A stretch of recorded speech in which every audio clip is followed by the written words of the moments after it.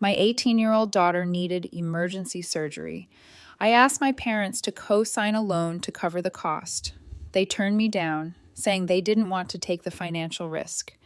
Then, just days later, they boarded a $14,000 luxury vacation with my sister and her 3 kids. I didn't shout or confront them. Instead, I waited. And 2 weeks later, everything in their world began to unravel. It wasn't my first time spending a night upright in a hard plastic chair, but it was the first time I did it while fixating on an IV pole, as if staring hard enough might make the minutes pass quicker. I kept clenching my jaw, wishing I could fast forward time. Layla's accident happened on a Thursday. She had been wearing her seatbelt, sitting in the passenger seat, but still landed in the emergency room. A fractured spine, several bruises and scrapes, and a series of terrifying phrases no parent wants to hear about their child. She's stable, they told me, conscious, but something concerning had shown up in her scans. By Saturday morning, we were facing a new term, surgery. There were 2 options. The first, an advanced procedure with a 98% success rate.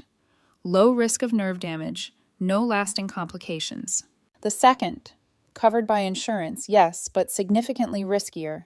Roughly a 20% higher chance of long-term harm, possibly even paralysis. I didn't wait for the surgeon to finish explaining the risks.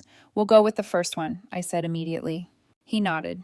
It's definitely the better route, but the window is short. Her inflammation is still at the optimal point. Tomorrow gives us the best shot.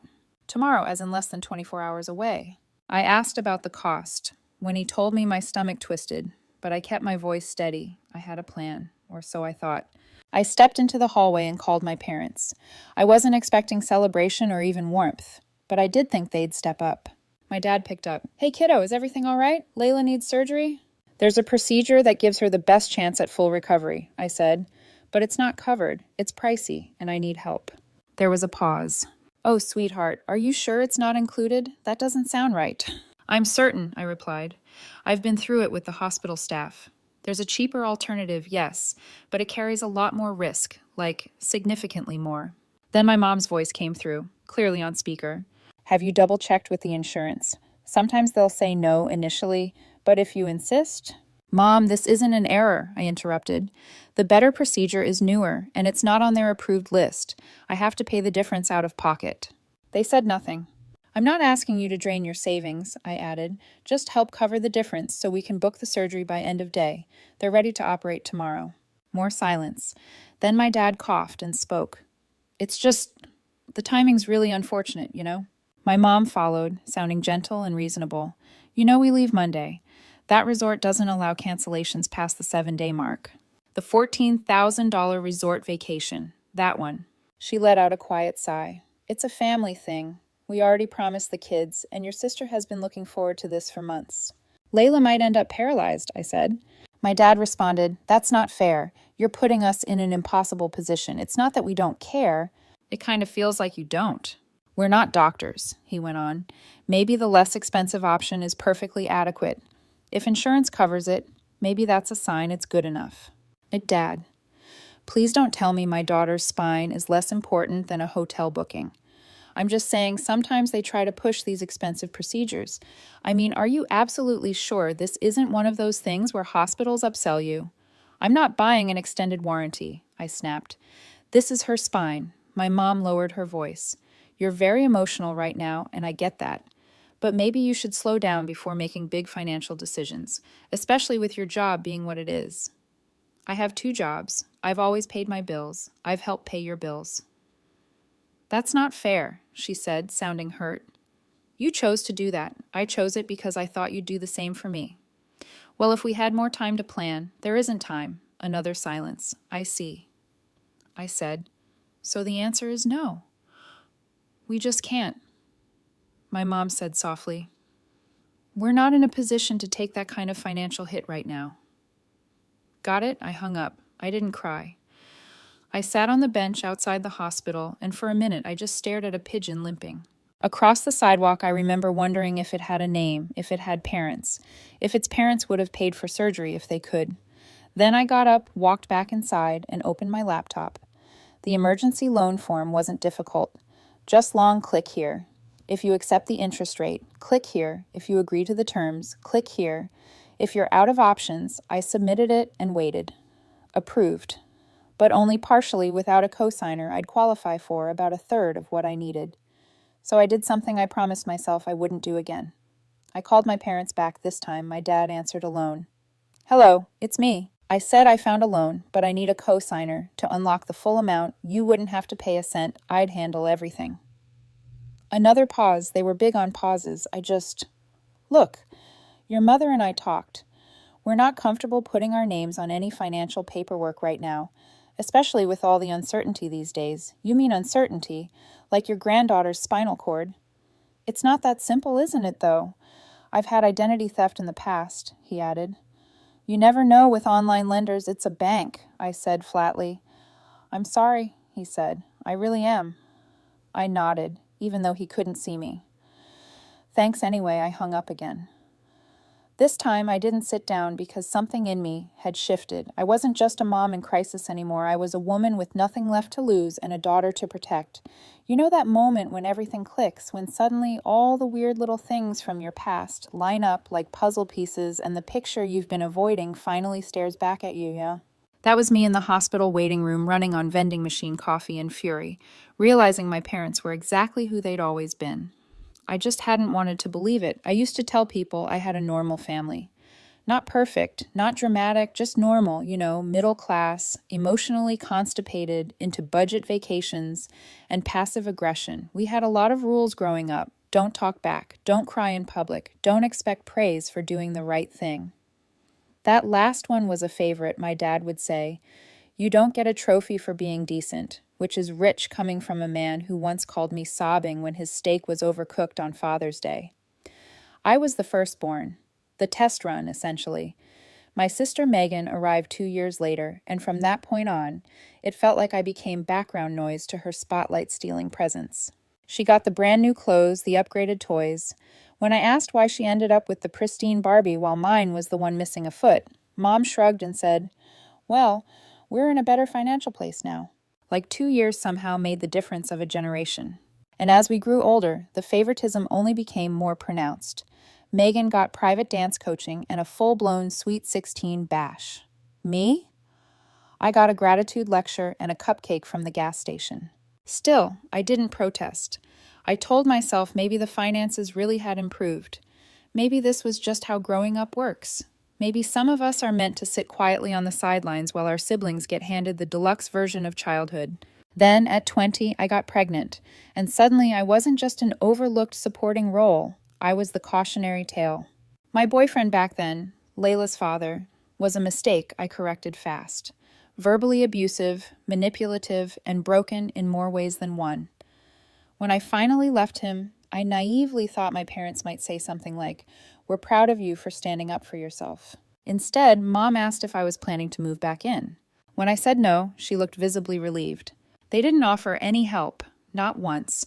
No babysitting, no questions about how I was holding up or whether I was getting any sleep. They stayed on the sidelines, treating me like I'd humiliated them in front of people who weren't even watching. I worked in HR during the week and coached clients on weekends. Isla often came along to seminars, quietly coloring in the back of the room. She never complained, never once asked why Grandma never called. I think she understood early on that love in our family came with strings, and that she wasn't the favored one. So I made it work. I never asked them for money. Not when the rent climbed, not when Isla needed braces, not even during the flu that had me so out of it I thought I was hallucinating my own voicemail. And then, over time, the roles flipped. After retirement, my parents downsized into a condo with a rooftop hot tub. Dad said it helped with his back pain. Mom said the guest bathroom lighting at the old place wasn't flattering. I started helping with expenses, quietly. A few hundred here, a mortgage top-up there. I never tracked it. I figured that's what you do for family. That's what they would have done for me, right? Wrong. Megan never chipped in, not once. But her kids, they got it all. Laptops, ski vacations, an in-ground trampoline, built right into their backyard. I have no idea who actually needs a trampoline built into the earth, but they had one. Then my grandmother passed away. Margaret was different. Smart, direct, and slightly intimidating, especially in how she could calculate compound interest without breaking a sweat. She and Isla were close. They'd spend hours bonding over investment plans like it was some kind of accountant's version of Monopoly. I never fully understood it, but I was thankful they had that relationship. Someone who recognized how brilliant Isla was. When Grandma died, I assumed everything had been left to my parents. They acted like it anyway. No discussion of a will, no family meeting, just a vague, it's all taken care of. And then suddenly they were rolling in cash. Trips to Greece, luxury handbags. Megan's kids were gifted a car, a brand new one. Not a starter vehicle, a sleek SUV with a giant bow on top like something straight out of a commercial. That's when I stopped helping them financially. It felt unnecessary, but I didn't say anything. I let it go until Layla's accident and the call I made from that hospital room until I asked them for help, and they said no, and not just no. They made it sound like I was the problem, like I was being impulsive, like choosing the safer surgery.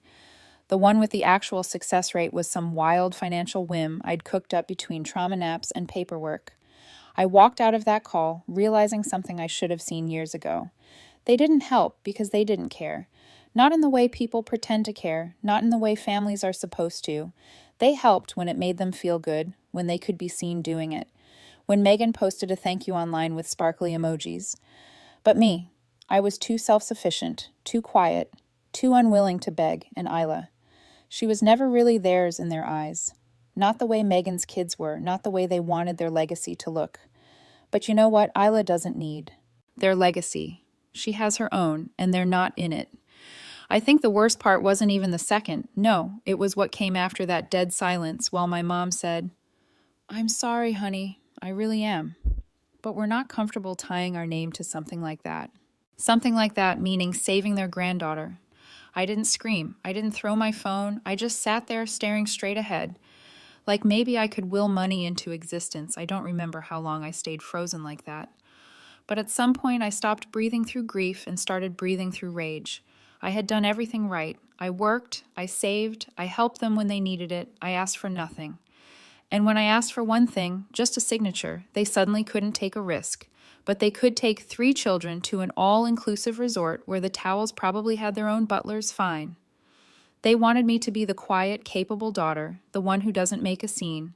Not today. That afternoon, I opened my phone, scrolled past every number that shared my DNA, and started calling everyone else.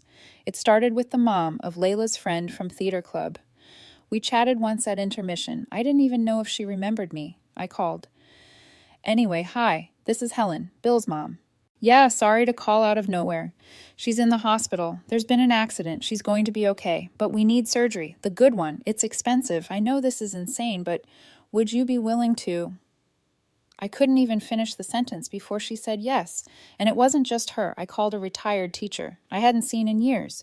She offered to send what she could from her pension. A guy I worked with 10 years ago then me $300 with a note that just said, "For Isla, don't worry about it."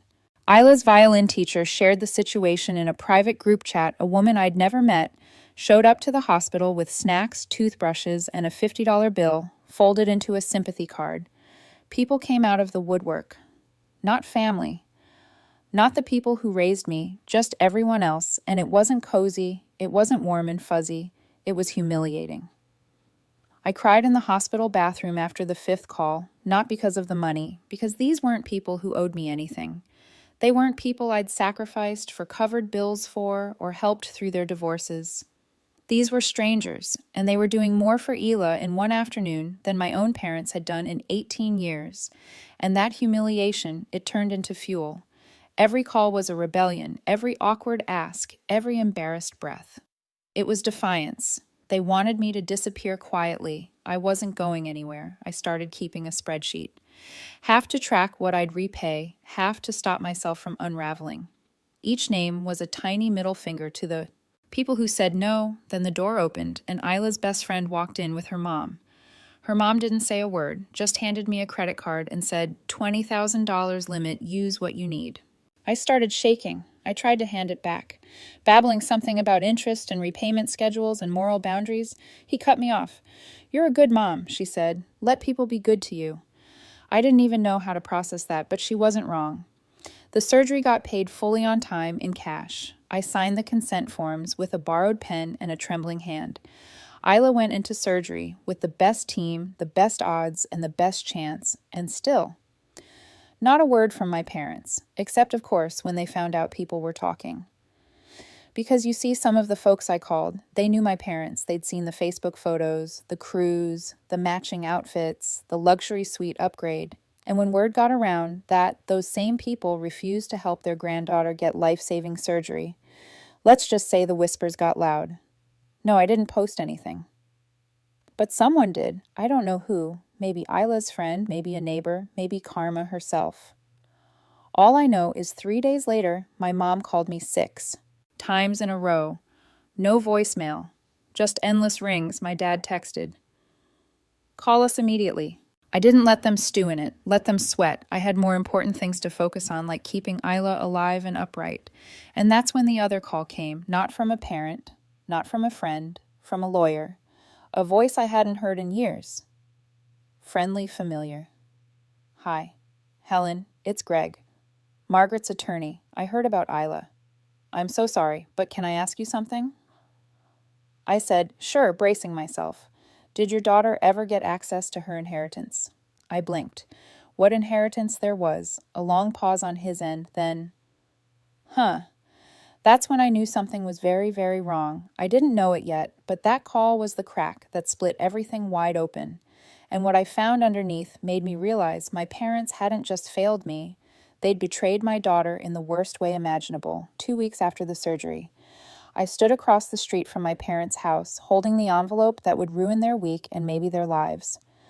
It was early evening. The sun was low enough to blind me through the windshield. But I didn't lower the visor. I liked the sting in my eyes, kept me from thinking too hard, or maybe it just distracted me from the low-grade nausea that had taken up permanent residence in my gut since the call with Greg. They were due back from their cruise that day, an 11-day, refined coastal getaway with butler service and sunset wine tastings. I tracked the return flight like it was a NASA launch. Isla sat beside me in the passenger seat. Her legs still braced earbuds and scrolling something mindless. She didn't ask questions. She knew why we were there. "I don't want to talk to them," she said. "You won't have to," I replied. She nodded, then muttered, "Good," and went back to whatever she was watching. 10 minutes later, their car pulled up.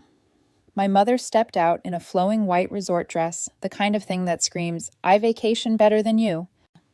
My dad followed.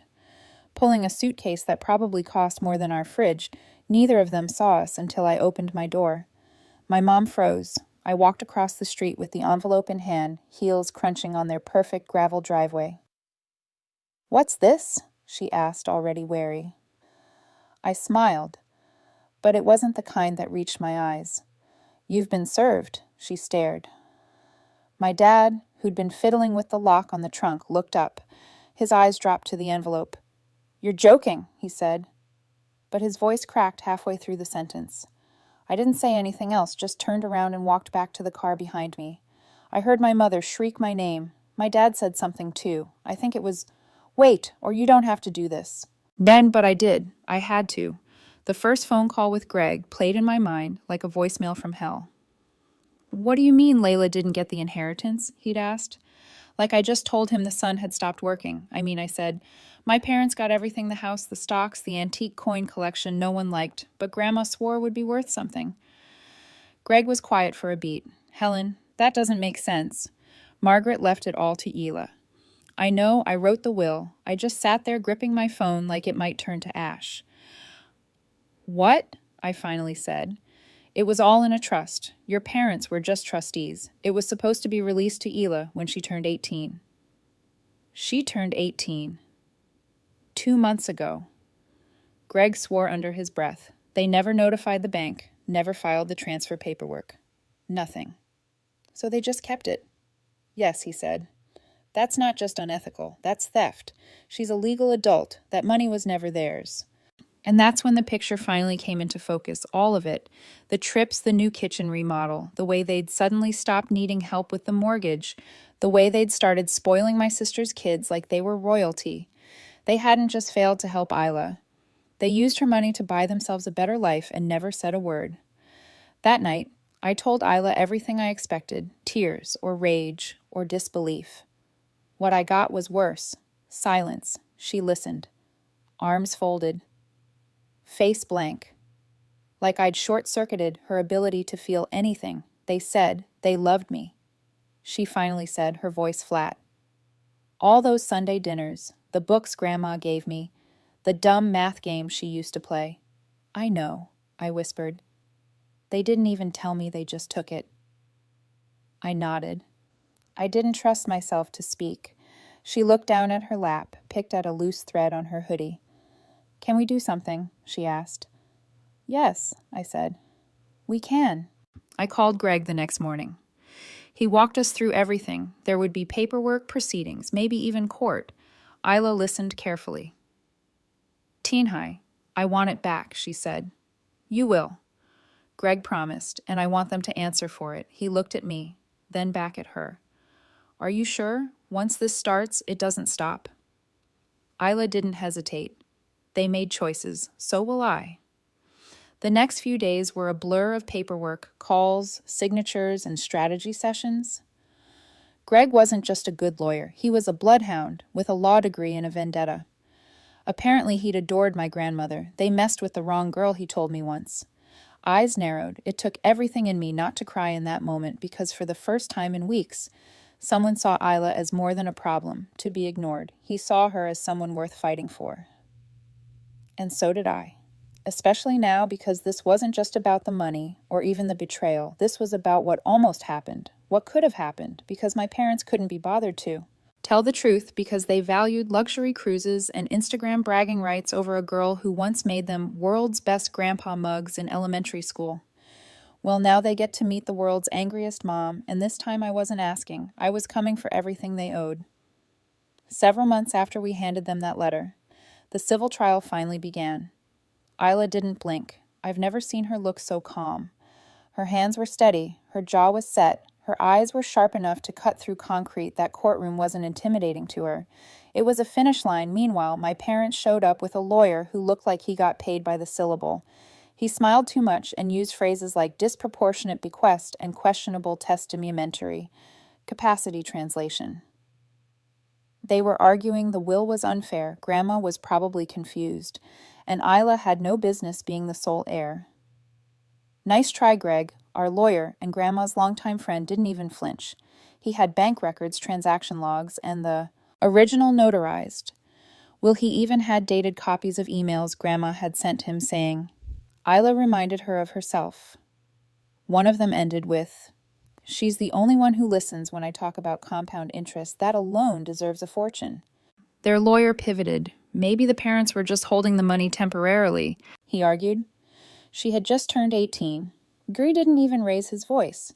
He just asked why they hadn't said anything, why they had already drained part of the funds on cruises and car gifts and spa weekends, why there was zero record of any attempt to transfer the money to Isla or even inform her. It existed. The judge asked for silence twice, once because my parents were whispering furiously to each other, and once because Isla quietly laughed under her breath. Then came the verdict. They had to repay every last cent of what was rightfully Layla's. The court ruled they had breached fiduciary duty and misused the funds. They had no legal or moral standing to keep the money. Except surprised they didn't have it anymore. They'd spent a substantial chunk, not most, but enough that their current assets couldn't cover it. The court seized everything, the house, the car retirement accounts, vacation property, a so-called art collection my mom used to brag about, even the pearl necklace she once said I'd never be classy enough to inherit. They ended up in a cramped rental near a freeway, the kind of place where you don't open windows if you want to sleep through the night. Extended family cut contact, friends ghosted. They still hadn't apologized. They've ruined the family. My mom reportedly told a neighbor who asked why they were selling their furniture on Facebook Marketplace. Isla was quiet afterward, not celebratory, just clear, resolved. They didn't just steal money, she said one night, staring at the wall like it had betrayed her too. They risked my life, and they still act like I should be the one to get over it. I didn't argue. He was right. A week later, she gave Greg the green light to proceed with criminal charges. He gave a single nod. It won't be easy, he said. I've already walked tougher paths, Isla replied. To my surprise, the criminal case moved more quickly than I anticipated. Maybe it gained momentum because someone leaked part of the civil case summary and the media latched onto it. Or maybe the DA genuinely cared. Or perhaps it was just a rare week when justice was in a good mood. Their new attorney was no less dramatic than the last. Loud, overpriced, and increasingly frantic. I found myself wondering how they were even affording him. They pointed fingers in every direction. At Grandma, the financial system, the bank, the pressures of retirement. At one point, they even tried the "we thought she'd squander it" defense, which earned a very visible eye roll from the judge. The verdict came down: guilty. Financial theft, breach of fiduciary duty, deception involving an illegal heir. Due to their age and the fact that the crime was nonviolent, the judge sentenced them to 1 year of probation and community service. Instead of enjoying sunsets in Santorini, they were now collecting trash and organizing documents at city offices. Photos made their way online, my mother in a neon orange vest, scowling at a fast food wrapper like it had personally insulted her. My father looking helpless, broom in hand. We didn't share the images, but we certainly saw them. Then Greg called again. "Are you sitting down?" he asked. Turns out, my parents had attempted to move a significant sum from accounts they had failed to disclose during the civil case, funneling the money into an offshore platform under my aunt's name. There was a digital trail leading straight back to them. "It's a clear violation of the court order," Greg said. "We're filing again." The second trial didn't drag. Fraud, intent to conceal assets, attempting to avoid repayment. This time, they came to court dressed in the same outfits they wore for community service. For once, my mother said nothing. My father didn't look at anyone. Even their lawyer kept a flat expression. The judge sentenced them to 1 year in actual prison. No suspension, no plea deal, no loophole. They were handcuffed in front of us and escorted out of the courtroom. No one rose, no one objected, no one shed a tear. I didn't feel triumph, I felt justice. And something else, something gentler. Relief. Isla finally received the remainder of her inheritance. It wasn't the full amount, but it was still enough to change her life. She cleared her medical debts, set aside funds for college, and then, without even consulting me, opened an investment account. She called it the Compound Project, a quiet tribute to Grandma. I asked if she planned to use the money soon. She smiled and said, "It's not for now, it's for something good later." When the final documents arrived, she handled the filing herself. She added just one handwritten line to the folder. "And some people don't deserve forgiveness, just consequences." I didn't write a word in response, I only nodded. Too far or just far enough? You tell me. Either way, hit subscribe, ring the bell, and stay tuned.